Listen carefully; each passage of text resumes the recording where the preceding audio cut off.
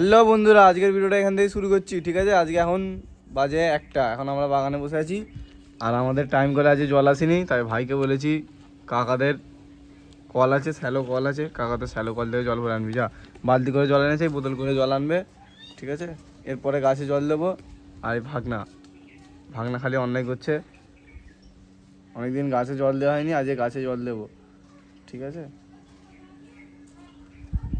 লঙ্কা গাছে একটা দুটো লঙ্কা ধরে আছে, আর কুদু গাছটাও ভালো উঠে গেছে। আর এইদিকে টমেটো গাছ, আর ওইদিকে দেখো টমেটো কি সুন্দর দেখাচ্ছে, দূরে হয়ে আছে, দেখতেই পাচ্ছ তোমরা। ঠিক আছে,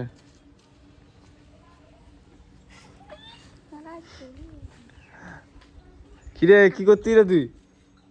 বেলুনটা তো ফাটবে। দেখো শশা গাছে কি ছোট শশা গাছ, দেখো বন্ধুরা, দুটো ফুল ফুটে গেছে শশা গাছে। ঠিক আছে, দেখতেও ভালো লাগছে, এত ছোট গাছে শশা গাছে ফুল চলে এসছে।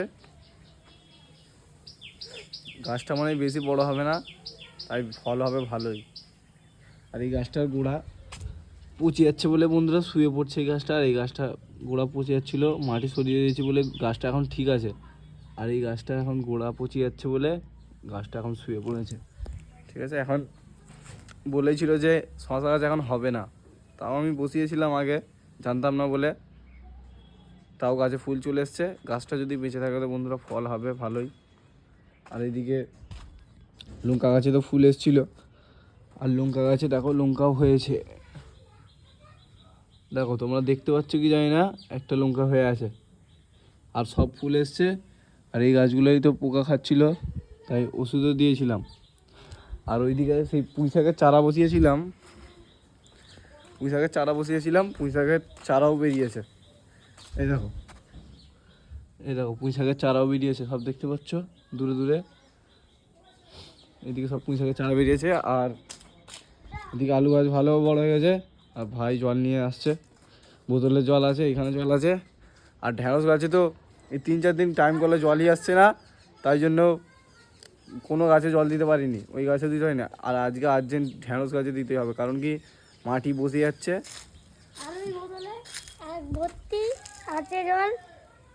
ঠিক আছে, জল এনেছিস তো? হ্যাঁ ঠিক আছে, ভাই জল এনেছে, জলটা নিয়ে আসো এইদিকে।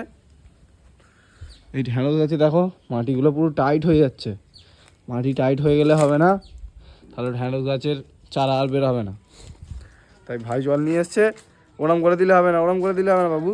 ধরো টমেটোগুলো এখানে 2টো, এখানে 3টে, এখানেও 4টে, আর এখানেও ধরেছে ছোট ছোট।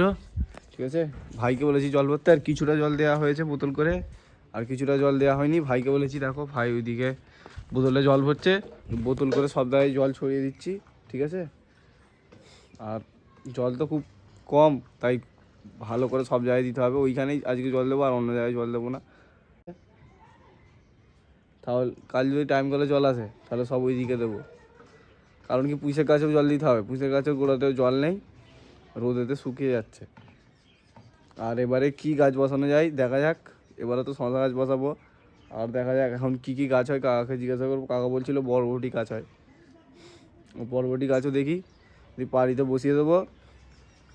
আর সব এইদিকে তো হচ্ছেই, সব শশা, বাঁধাকপি, লঙ্কা, আলু, লাউ, লেবু, আঁশফল, কামরাঙা, টমেটো, কুমড়ো, পেঁপে, বেগুন গাছ সবই প্রায় গাছ বসানো আছে।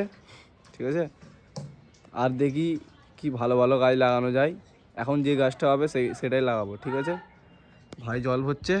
ঠিক আছে, আর ভিডিও তোমরা দেখছো, like comment share and subscribe করো। এরকম সাবস্ক্রাইব করলে, লাইক কমেন্ট শেয়ার করলে আমরা মোটিভেট হবো আরও ভিডিও বানাতে।